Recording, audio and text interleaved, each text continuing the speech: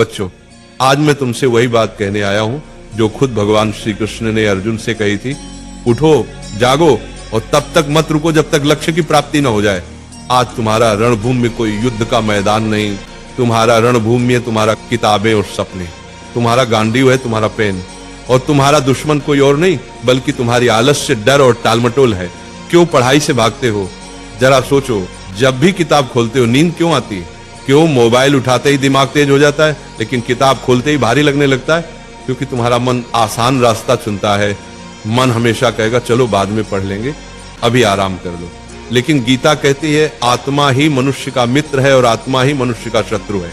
मतलब क्या? अगर तुम मन को कंट्रोल कर लो तो वही तुम्हारा सबसे बड़ा साथी है, लेकिन अगर मन ने तुम्हें कंट्रोल कर लिया तो वही तुम्हें बर्बाद कर देगा। अर्जुन भी डरा हुआ था। उसने कहा, हे माधव, मैं नहीं लड़ सकता, मेरा मन विचलित है। श्री कृष्ण ने कहा, हे पार्थ, उठो, तुम्हारा कर्तव्य युद्ध करना है और युद्ध से भागना अधर्म है। अब सोचो, अर्जुन को कुरुक्षेत्र का युद्ध जीतना था और तुम्हें अपनी पढ़ाई का युद्ध जीतना है। अर्जुन अगर मैदान से भागता तो इतिहास उसे कायर के रूप में याद करता। अगर तुम पढ़ाई से भागते हो तो आने वाली पीढ़ियां तुम्हें हारने वाले के रूप में जानेंगी। गीता का सबसे बड़ा संदेश है, कर्म करो, फल की चिंता मत करो। आज अगर तुम 5 घंटे पढ़ते हो तो तुरंत रिजल्ट नहीं दिखेगा, लेकिन ये मत सोचो कि मेहनत बेकार जा रही है। हर दिन का पसीना, हर दिन की पढ़ाई तुम्हारे अंदर ज्ञान और आत्मविश्वास का पहाड़ खड़ा कर रही है। फल अपने समय पर आएगा और जब आएगा तो दुनिया तुम्हारे कदम चूमेगी। आज तुम्हारा असली दुश्मन पढ़ाई नहीं, तुम्हारा असली दुश्मन है आलस्य, ध्यान भटकना, सोशल मीडिया और कल से पढ़ेंगे वाली सोच। गीता कहती है संयम ही सच्ची विजय है। अगर तुम अपने दिमाग को मोबाइल से हटाकर किताबों पर टिकाना सीख गए तो तुम वही विद्यार्थी बन जाओगे जिसे देखकर लोग कहेंगे ये लड़का भगवान की दी हुई मिसाल है। याद रखो, अर्जुन ने युद्ध इसलिए जीता क्योंकि श्री कृष्ण उसके साथ थे।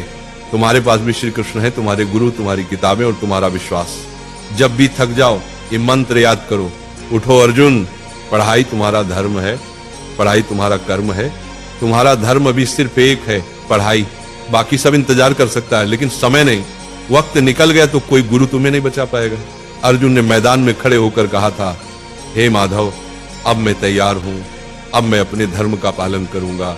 आज तुम भी वही कहो, हे प्रभु, अब मैं आलस्य से लड़ूंगा, अब मैं किताबों को अपना धर्म मानूंगा। आज से तुम पढ़ाई से भागोगे नहीं, आज से तुम किताब को दुश्मन नहीं बल्कि सबसे बड़ा मित्र मानोगे। आज से तुम वही विद्यार्थी बनोगे जिसे देखकर माँ बाप की आंखें गर्व से भर जाएंगी। याद रखना, पढ़ाई ही तुम्हारा युद्ध है, मेहनत ही तुम्हारी गीता।